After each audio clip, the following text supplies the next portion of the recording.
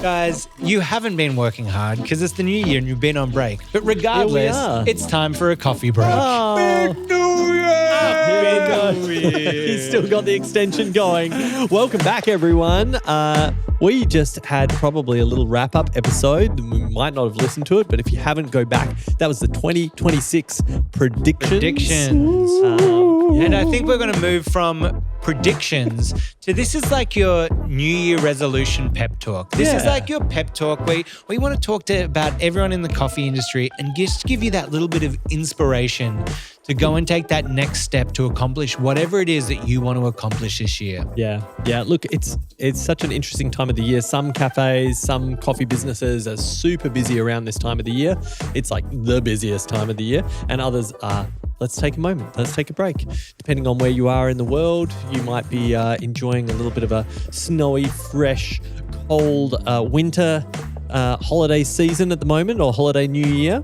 And then for others like us down in Australia, we've got a pretty summery action going on right now. A little beach time, a little bit of I think my legs after coming out of Melbourne winter were like little glow sticks, little neon glow sticks. I could have brought in the incoming planes. Just you doing high kicks. You got to worry about it. It's Melbourne life. Those of you in the Pacific Northwest of the US, you know what I'm talking about. You hear me. Oh, do you ride bikes at all? Because what I'm trying to ask is, are them legs waxed? No. No. I don't know why I picture them waxed. Maybe it's because you keep such a clean... there you go. I used to be a semi-competitive cyclist. Yeah, did you shave and wax then? Is that a cycling thing or a swimming thing? It's cycling. Oh, hell. I think it's swimming as well. It's actually just a sexy thing. There we go. Get the glow sticks out. You want a smooth glow stick. You don't want a hairy glow stick. With that level of inspiration and terrible personal insight, let's move on ahead. We just wanted to take a moment here. I want to take a moment to reset this conversation. God damn it. Let's bring it back together. Sorry, Gaz and Shaz. Oh, it's the Gaz and Shaz moment. Oh, I need another coffee. But all we have is water here. It's just water. That's what this show is.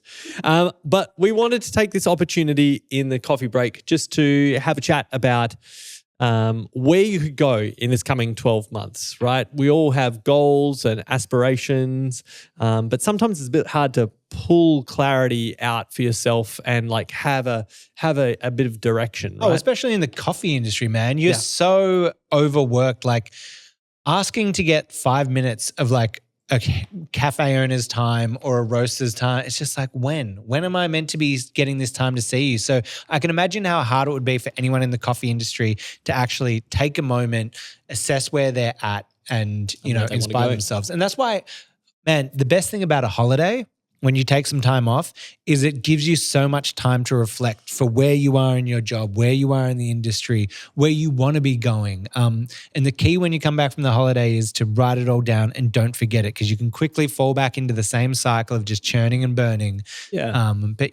Listen to yourself. This is the time to sit down, jot those notes.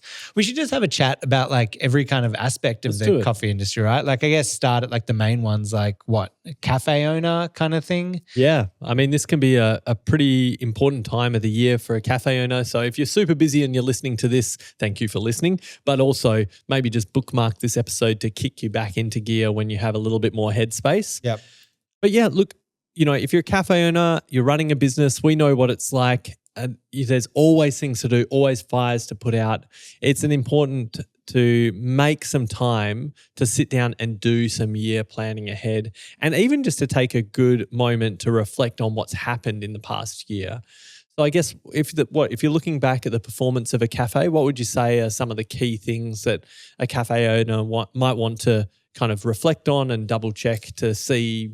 Take a temperature check of where they're going. Yeah, I mean, a great one would always just be to look at staff satisfaction and how people are feeling from within the cafe. I have a little underlying theory that I just think that happy staff are going to make a better cafe. And that's why people go to places, because they feel comfortable with the staff going in there. They feel welcome. They feel loved. And I think that stems down from great management and ownership as well. So maybe reflecting on that and how you can make the workplace the best place it can be for your staff. Yeah, even just a little moment to kind of cast your eye over that whole human resources space is like, how are they feeling? How is their performance? Is there anything that you can do to assist them being more effective in the job kind of moving forward?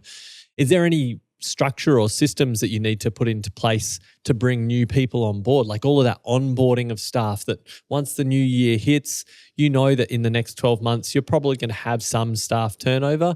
Are you prepped to make that as efficient as possible? Yep. I think just a very boring one, but just going back to like the actual numbers, like reflecting on what worked, what didn't. Sometimes you don't realize where the waste is or the lost money until you like look at those numbers and go, oh, actually, if we fix that, it could go next level. So either A, go back and reflect on that, or B, if you're not logging that well enough, make sure that you get into place a plan that'll make sure that you know where your money is coming from, where it's going. Yeah. Yep, definitely. It'll tell you a lot about your customers as well. If you're reflecting on like, if you've got a point of sale system that gives you the types of beverages you've sold, look at those metrics, because you're going to start learning like, who are we really servicing with the coffee, and making sure that your business and the operations are orientated around that economic engine.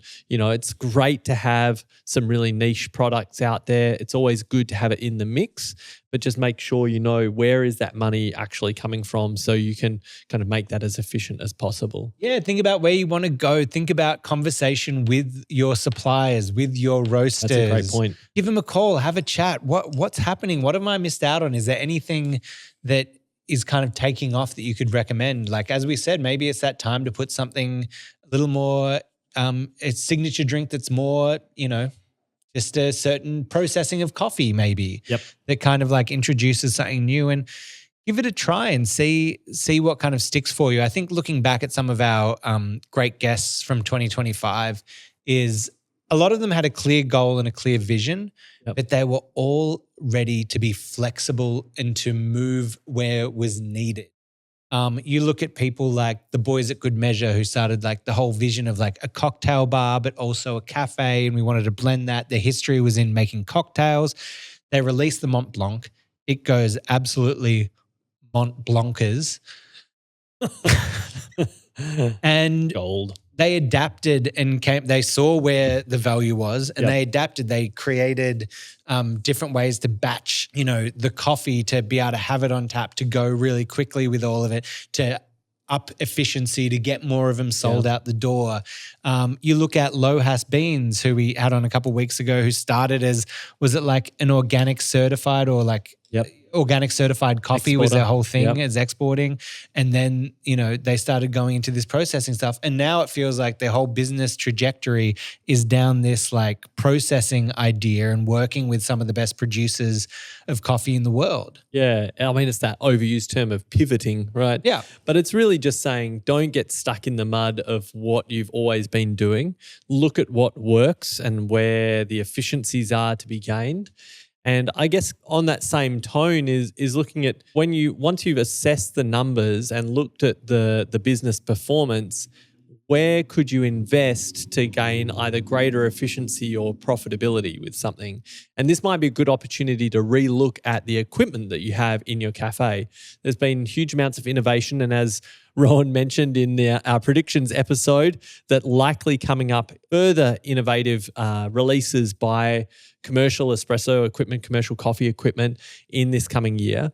And a lot of it is very much automation and efficiency and consistency built that might help you either turn out more coffees quickly or increase your quality, or maybe reduce kind of like the investment that you have to make in people time, which is all making your cafe more sustainable. Yeah, absolutely. I mean, if you look at myself with Golden Brown Coffee and kind of starting that, we started it and we always knew at the start that we wanted to be like kind of coffee media as like the heart and like helping home baristas. And out of that stemmed our coffee roastery. Out of that stemmed our cups and products that we're making and all those things.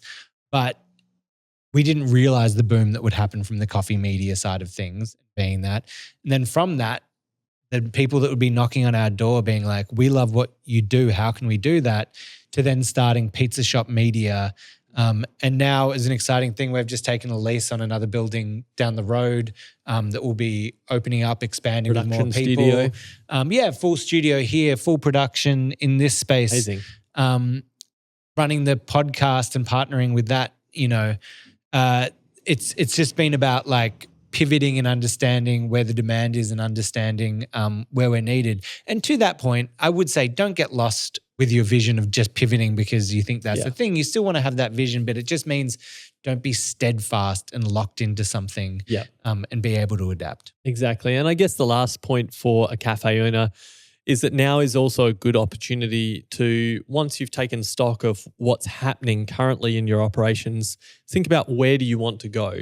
It's not about setting unrealistic goals, but having a direction and a pathway or even like a focus area. I'm going to focus this year on kind of beverage innovation, or I'm going to focus on operational efficiency or on customer retention, whatever it'll be. Kind of have yourself a target that you're aiming for this year. What's your priority? And then build a little bit of a roadmap towards that. How do you achieve it? And what are your first steps? And as you mentioned earlier, write it down, log it somewhere, have it, print it out even, put it up on your wall somewhere in your office, and think about what do you need to implement to kind of get there, because it's going to make you feel more calm and confident in decision making, but it's also going to give you a sense of satisfaction once you kind of arrive at that destination. Yeah, absolutely. What about looking at like roasters? Obviously, like a lot of what we just talked about with cafe owners would kind of be applicable across there, but obviously there'd be some differences. I think similar for roasters, as we've talked about, is that one of the key things everyone is facing is different pricing pressures, right? In terms of the green raw cost, that's shifted a lot in the last 12 months. It's probably a little highfalutin, a little abstract, but I think zoom back out as a coffee roasting business and just go back to your values and what you really care about. What do you want to represent? Because those purchasing decisions on the green coffee front need to represent that. And that's not necessarily easy. We know that prices are going up. So if you're going for more expensive coffees, you need to make the whole system work. But I think that's going to be where the rubber hits the road for kind of the authenticity or the value for different businesses as they go forward, is that their product actually mirrors what they're promising out to the market and what they care about. Because if there's a dissonance between those, you're going to start losing staff because they don't feel aligned with the values to the product.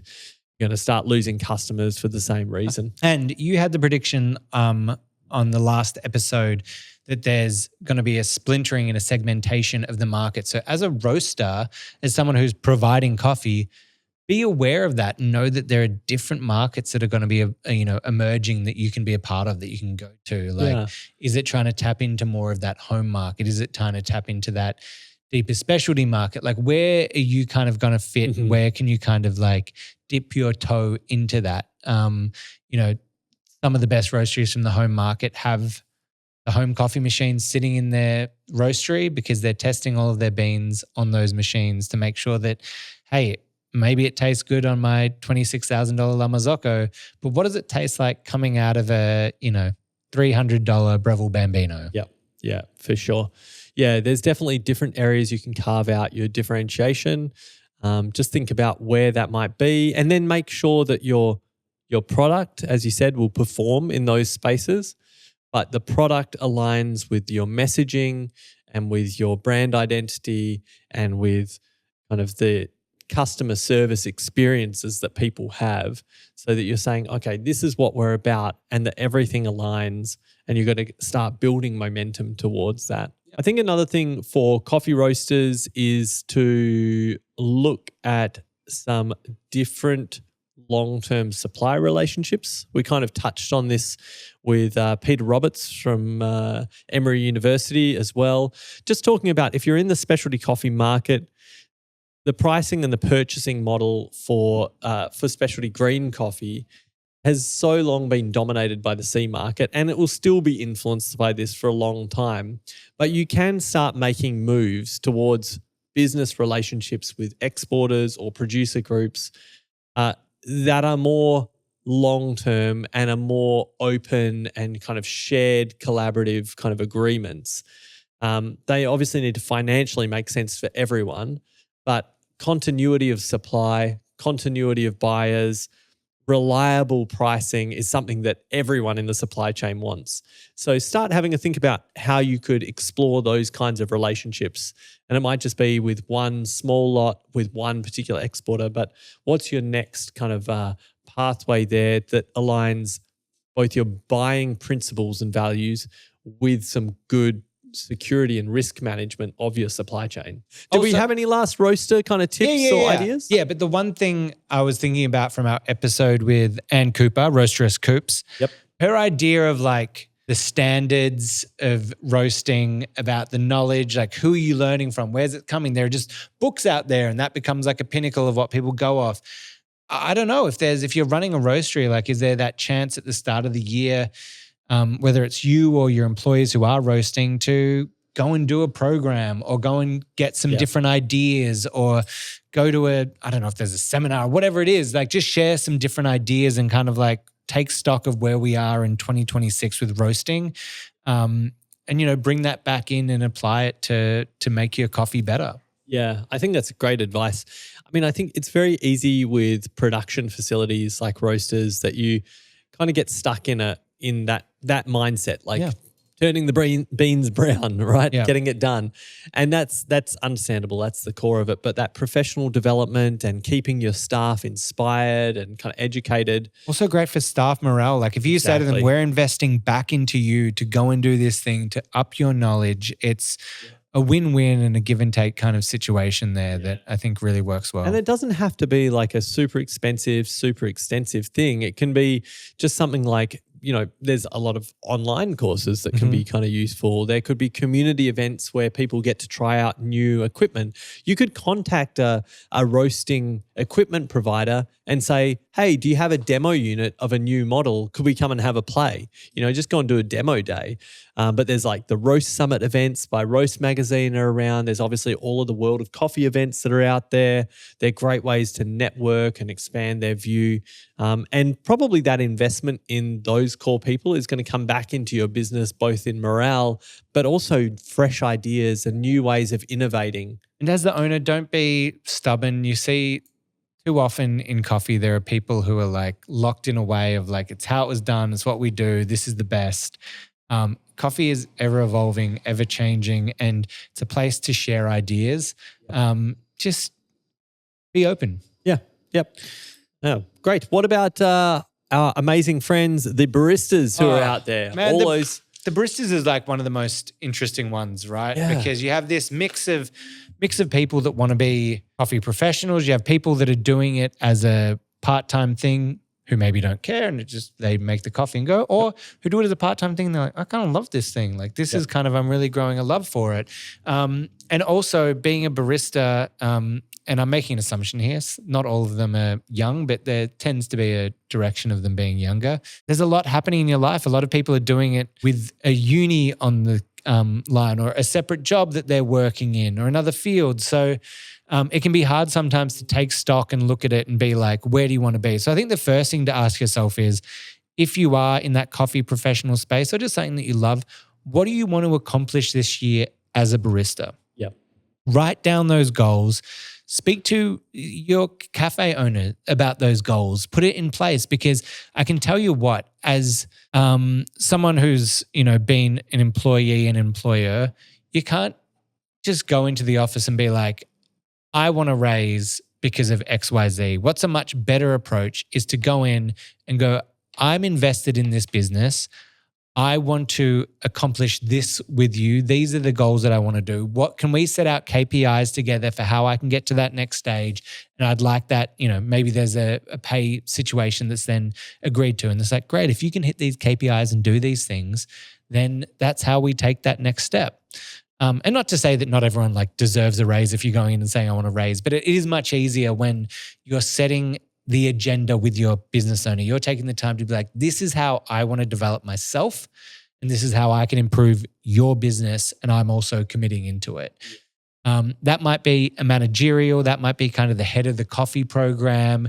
That could be what else? What are the other? Well, yeah, it could be the head of socials for that cafe. It could be like pushing out their media and content and helping them do a better job at that. Yep. Could be front of house experience that you're kind of helping create. Could be driving the retail sales. Out of the beans, that's a huge like that. one. And we talked about it in the other, episode the other week. Like, if you can up those retail beans in a cafe, let's just do, again, the math. You can talk over to me. That was like a $40,000 increase you were mentioning for one example. But yeah, I think it really depends on the barista is like, where are you at in your coffee journey and in your coffee career, and where would you like to go? So if you're a new barista working in cafes, or you're maybe even someone who's tinkered around with coffee on the side but wants to jump into being a professional barista, what's the next step for you this year that you want to take? It might just be about sharpening particular core skills in coffee preparation. You might be saying, okay, I've been on the machine a little bit. I've kind of learned how to extract espressos, steam some milk. Maybe you want to focus on increasing your latte art capabilities and skill sets there, right? Maybe they want to get more into the sensory elements of things and do like a Q grading course. Yeah, exactly. Or even just, hey, you know what? I'm going to do some testing and some experiments this year to understand how all of these different extraction variables are changing the flavor of our coffee. And I'm going to become a better barista for that. I'm going to understand how to move into that place. And these skills are things that start moving you towards more senior barista positions, whether it be lead barista or just kind of someone who has the capability to add on to that. You might want to start brewing coffee, doing filter coffee if you haven't ever done that before, and that's a great one that you can just do at home and start practicing. Want to work with the roastery with that coffee selection and, build up that. Another thing that we talked about, and I think you can look at all of us in that world of being in the coffee industry, but all having very different skill sets and areas of expertise and how we do it. You obviously are an amazing sensory expert and World Barista Championship judge, but you're also a strategic expert. I'm obviously deep within coffee and home brewing and education, but I also have like a deep background in media and, content creation. Liam is our podcast producer, but is an amazing musician who both performs and records music. So maybe as well as a barista, there are other elements where you can bridge those two gaps, because I think coffee is the great connector that can bridge a lot of things, especially when you're looking at if you're an artist, whether it's doing a painting or music. Maybe you host an event at your cafe. Maybe you ask your owner, could we host a Thursday night session or something where we get some artists down to play some music and to do this? Or I once had a girlfriend when I was 18, young, and I was working in a local cafe out here, and I asked the business owner, she's an artist at university who's done all this, could we put on a show? And she put together 24 pieces of work. We had all new people coming into the cafe, experiencing it. He was so generous. He was like provided the food and the drink for that event, but also he had 120 new people coming through that cafe and experiencing the space in a really cool way and just giving back. So yeah, there are some maybe other ways. Or maybe it's that, media journalistic approach thing that we talked about where you want to help out with the socials. Or Morgan drinks coffee. Yeah. She worked at a cafe and part of it was talking about like, can I make my reels using this space? And that kind of shotgun her, notoriety in the social aspect of the coffee world. So just think creatively, I think is the point, is that if you've got a certain set of skills that you can kind of go, how do I translate those sideways into a coffee world application? If you'd like to practice that and kind of do that. And there's always different avenues there. Ask the hard questions, because you'll be surprised how often people are there and willing to help or willing to be there for you. And all it takes is 6 seconds of courage to make the world of a difference. Shift of perspective there, where it's like you go to a place where you work, it's like there's actually an opportunity for growth. Don't wait for your boss to tell you where you can grow.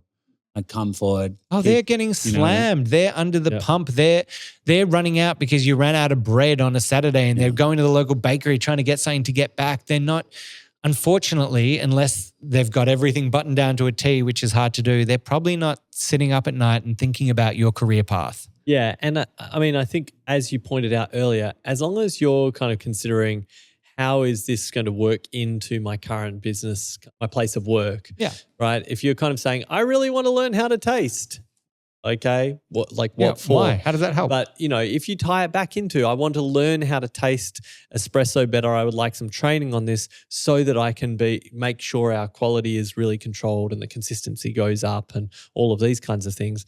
That really starts tying together.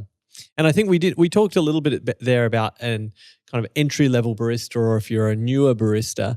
But what about if you're a more professional or seasoned kind of coffee pro? Maybe you're the head of coffee. What do you do next? Yeah, well, I mean, what do you want to do? I guess there's always the competitive stage where people are like, do you want to take that leap? And like, don't be scared of failure. Don't be scared of don't view it as I'm entering this to win this year. I mean, have that attitude of doing your best to try to win, but just as like a learning curve and a game changer. Maybe it's sharing those ideas in some form, whether it's like online, in a written piece, whatever it is, and sharing those ideas with people. Maybe you want to start a podcast and talk to amazing people that know more than you and learn from them, about the coffee industry. There's some great ways to kind of push it forward. I mean, I guess just think about your year and what you want to achieve and make sure there's this kind of old story about, it's kind of the idea of it's the journey and not the destination and all that. But there's the person who makes the goal, I want to be the CEO of this big company one day. Work and they work and they work and they work and they work to get to that CEO role. 60 years old, they sit behind the table. Oh, this doesn't feel like I thought it was going to feel. My life hasn't changed. Nothing's fixed. I don't feel better.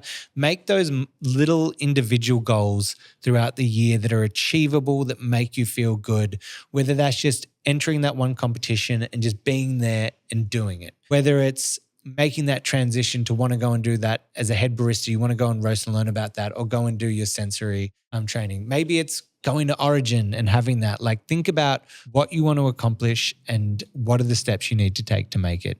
Yeah, and I think that's a great perspective to have of those things that you're interested by or that you think you have aspirations about. I think the first step of that is learn a lot about them. Yep. Right? The classic one is a head barista who says, I want to be a roaster. Yep.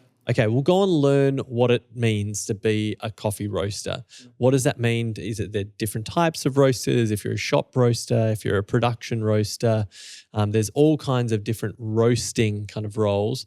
Go and learn all about them. Ask friends who are in those positions. Go and talk with companies who don't even have jobs going, saying, can you just tell me a little bit more about this role? Yeah. Find out about it, because you might find, wow, that is the perfect fit. That's exactly what I wanted. Or you might say, actually, I don't want to be in that space. And, maybe those conversations early and having those bold conversations with your owner or whatever it is, they can help make decisions for you early. If you're going up to them as the head of coffee and you say, hey, I want us to push us further in this direction because that's what we're trying to do. We're meant to be on the cutting edge, but we haven't. I want to offer this type of service, or maybe I want to try a different thing that's once every Friday we do this tasting menu, or I want to try this new brewing method that we're introducing, and that means we need to buy this machine over here that we're going to do, or whatever it is. If the person's like, no, that's not what we're doing, that's what we're doing, maybe that's a clear sign that maybe it's time to go look for someone else and take those ideas to another place. We saw the story with Chris Maybury with Beta Coffee where was it Adam that listened to this episode and was like, I got to go work there. And it took it on. So maybe that's a good early sign of just like making those changes that you need to. That sounds great. And we also have, I know that we've got some importers listening to the podcast. Importers all around the world. They're very important. They are important importers. Look, the landscape is changing for them dramatically over the past few years. Obviously, they've been this buffer between roasters and the coffee pricing changes that are happening.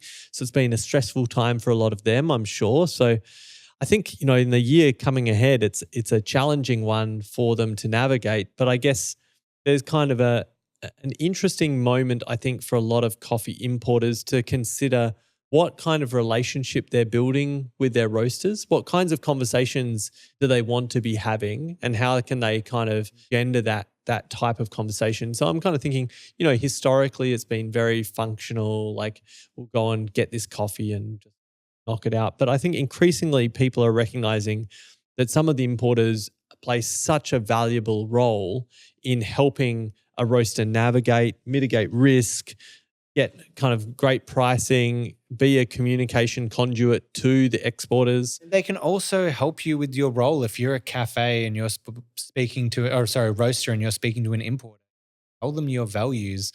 Find someone that's going to help you fulfill those values. Yep. Yeah. And I'd say it's an interesting thing for importers that the most valuable thing for the coming year is to keep thinking about and re-looking at your buyer market. So you're an importer, you're selling to coffee roasters. How is their landscape changing? We've just talked about the pressures they're under, which we understand. But in turn, coffee roasters are selling to the cafes, and you need to kind of have a bit of awareness of how that market space is shifting and what the trends in terms of coffee selection might be. We've talked a lot about kind of these different processing methods and maybe emerging origins. Is the opportunity to kind of encourage or proactively bring some of these opportunities to your roasters as potential solutions or benefits that they could take out to market. If you're saying, hey, this is going to be a really great segment that you could take in your business out to your cafe market. Try and think creatively about what solutions and product range you could offer to them. They've obviously got to be on board with it, and there's no point pushing something uphill that they're not interested in. But I think, keep your ears and eyes open for new product fits that could work in a cafe space. Hey, I think the whole point of this little coffee break in this episode, even if we didn't touch on your specific situation and what you're doing, is do the thing. Sit down, plan your goal, and just go for it. Map it out. Brainstorm all of the ideas and hopes that you have for the year ahead, and then prioritize them. Kind of pop the top 3 in there and say, what are we really focusing on? What would feel great if we get to the end of 2026 having accomplished? Yeah. And if that, goal is to get to the end of 2026 and the goal is to have logged onto your podcast provider and press the subscribe button to this podcast, and that is a great, you know what? That's a great set it as a goal idea. And you can achieve it right now. Because I know I know our unique monthly listener numbers. I know they're high, and I tell you what, the subscribers are maybe 1/5, maybe a little bit more now. But let's get those subscribe buttons. Don't miss the episodes. They're coming out on the regular. Every week we're dropping at least 2. Yep. And they're going to continue to be great value. Hopefully give people insight. And here's a little insight. It's not 2026 for Ben and I. So we've got a session next week. We're planning out the year ahead for us. As we just talked about planning, we're going to goal set for this podcast. We're going to make it bigger than better forever, just for you, because we love you. And we want love letters from you at our email at hello@itsjustcoffeepod.com and on the socials. I hope you're having a great start to the year. I hope you had a restful and lovely break. And what was your New Year resolution that you said again that was a little confronting? I'm going to drink every coffee you serve me this year. Instead of rejecting all of the ones that look average. That's my resolution. I'm just going to drink every coffee drink it all. This guy makes me. See you later. Love you. Thanks, everyone. With 2 sugars. It better be 2 sugars in some of those coffees, I'm telling you. I'm going to home baristas making better coffee. Right in the face. Stop trying to show off for your parents, trying to act like a big man. It's all right, Mum and Dad. We play well together. Cheers, everyone. Bye. See you, Shaz and Gaz. Love ya. Happy New Year! I used to have, when I went on a cruise once when I was must have been 10. It was from the West Coast down to Mexico and back. And the boat captain must have been wasted on the New Year's because he did the countdown. He gets on the microphone and the big speaker of the boat, hey guys, and he counts down from 10, 9, but then he got to 5. He was like 5, 3, 1, up in the air. It's just, I'm the 12-year-old in my bed at night, just this drunk guy yelling through the speakers. That's how you bring in the New Year. Terrifying. Well, 3, 1. Happy New Year! Don't go anywhere. We're going to have a quick word from one of our sponsors, Apex Lab. Elevate your coffee experience with Apex Lab mineral concentrates. Apex Lab's precision-engineered formulas, including tonic, jam, and lilac, are designed to enhance the coffee's natural flavors. Not going to change it, it's just going to enhance it. It's going to bring out the vibrant acidity, the rich sweetness, or if you use lilac, it might bring out those delicate floral notes that you've been looking for. Trusted by world-class cafes and even barista champions, Apex Lab helps you unlock your coffee's full potential. Discover more at apexlab.com. Wait, where was that again, Sonam? The internet. Oh, okay. Thought he was going to say the website. Thanks. We put so much effort into our espresso, dosing, distributing, tamping, weighing, but then in so many cases, a cafe will just take whatever milk they happen to have available and throw it in and call it a day. I know, and milk actually makes up 70% of all coffees ordered. So you could argue that great milk is just as important as great coffee. Definitely could argue that. Oh, I couldn't, I did. Our great sponsors of the podcast, Riverina Fresh, have a milk that is made for coffee specifically, and it's used by some of the best cafes around the country and, in fact, World Barista Champion. Yeah, this gold range that they actually have here was designed alongside a World Barista Champion to be richer and more indulgent to pair perfectly with coffee. If you want to check it out, they are doing a sweet deal for Australian-based cafes, and you can get a free trial. That's exactly right. You can get a free trial straight to your door. Just head to riverinafresh.com.au and see if your cafe is eligible. And why wouldn't you? Serve up the same milk as World Barista Champions. Today's episode is brought to you by our amazing sponsors at Eco Barista. The reason I sound like this is because they got massages at our stand at Mice, and so I'm getting a massage while recording this message for you. They're the best sponsor of the pod that we could have had. They have the best eco products. This probably sounds really pornographic, but it's not. I'm just getting a massage. They have the best eco-friendly coffee products. They got coffee bags that you can design yourself. They got cups, they got iced coffee cups. They got everything you need. So make sure to support them because they support us. Head to ecobarista.com.au and get 15% off your first purchase when you sign up. Oh, mama, that's good.